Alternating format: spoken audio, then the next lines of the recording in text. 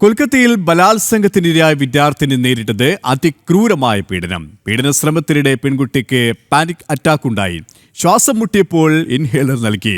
തുടർന്നും പെൺകുട്ടിയെ പീഡനത്തിനിരയാക്കി. അതേസമയം പ്രതികൾക്കെതിരെ നടപടിയെടുത്ത college south Kolkata law college 3 പ്രതികളെയും പുറത്താക്കി. മുഖ്യപ്രതിയും കോളേജിന്റെ അഡ്ഹോക് ഫാക്കൽറ്റി അംഗവുമായ മനോജിത് മിശ്ര, വിദ്യാർത്ഥികളായ പ്രമിത് മുഖർജി, സെയ്ബ് അഹമ്മദ് എന്നിവരെയാണ് പുറത്താക്കിയത്. വിശദാംശങ്ങളുമായി എസ് ശ്രീകാന്ത് ചേരുകയാണ്. ശ്രീകാന്ത്, പെൺകുട്ടി അതിക്രൂരമായ പീഡനത്തിന് തന്നെയാണ് ഇരയായത്. ഇതിന്റെ വിശദാംശങ്ങളാണ് പുറത്തു വന്നിരിക്കുന്നത്. ഒപ്പം കോളേജ് ഈ 3 പ്രതികളെയും പുറത്താക്കിക്കൊണ്ട് നടപടിയും സ്വീകരിച്ചിട്ടുണ്ടല്ലേ?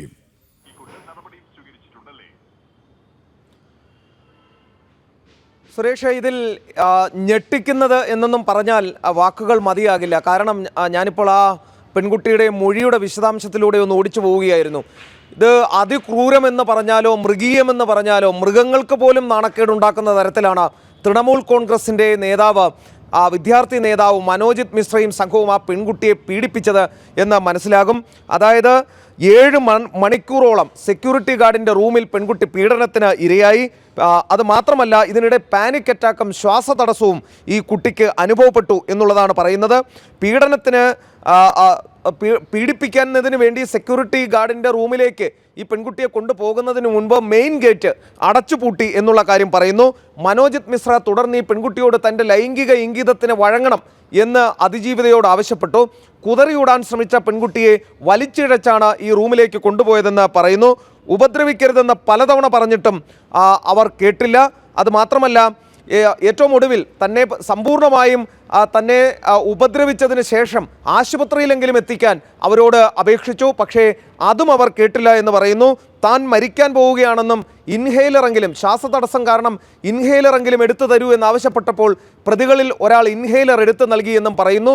ഈ പെൺകുട്ടിയെ പീഡിപ്പിക്കുന്ന ദൃശ്യങ്ങൾ പൂർണ്ണമായും ഈ പ്രതികൾ പകർത്തി എന്നുള്ള കാര്യം ചൂണ്ടിക്കാണിക്കുന്നുണ്ട്. സെക്യൂരിറ്റി ഈ പെൺകുട്ടിയെ സഹായിക്കാതെ ഈ ഗാർഡ് റൂമിന് പുറത്തൊരു കസേരയിട്ടിരുന്നു എന്നുള്ളതാണ് അവർ പറയുന്നത്. അതുമാത്രമല്ല, ബലാത്സംഗത്തിൻ്റെ ദൃശ്യങ്ങൾ കാണിച്ച് ഈ പെൺകുട്ടിയെ ഭീഷണിപ്പെടുത്തി എന്നുള്ള കാര്യവും ഇപ്പോൾ വ്യക്തമാക്കുന്നുണ്ട്. അതായത് ഒരു പെൺകുട്ടി പട്ടാപ്പകൽ അനുഭവിക്കാവുന്നതിൻ്റെ പരമാവധി ആ പെൺകുട്ടി ആ ക്യാമ്പസിൽ വെച്ച് അനുഭവിച്ചു എന്നുള്ളതാണ്. മമതാ ബാനർജിക്ക് കീഴിലുള്ള സർക്കാരിൽ അവരുടെ തന്നെ വിദ്യാർത്ഥി നേതാവ് ഇത്രയധികം ക്രൂരത അവിടെ ചെയ്തിട്ടും അവിടെ പ്രതിഷേധമുയർത്തുന്നവർക്കെതിരെ വലിയ തോതിൽ ശിക്ഷണ നടപടികളാണ് പോലീസ് സ്വീകരിക്കുന്നത്. സ്ത്രീകൾക്ക് സുരക്ഷയില്ലാത്ത സംസ്ഥാനമായി ബംഗാൾ മാറിക്കൊണ്ടിരിക്കുന്നു. എന്തായാലും ഈ 3 പേർക്കെതിരെ ഇപ്പോൾ നടപടി കോളേജിൽ നിന്നും വന്നിട്ടുണ്ട്. അവരെ അവിടെ നിന്നും പുറത്താക്കിയിരിക്കുന്നു. ശ്രീകാന്താണ് ഡൽഹിയിൽ നിന്ന് വിവരങ്ങൾ നൽകിയത്.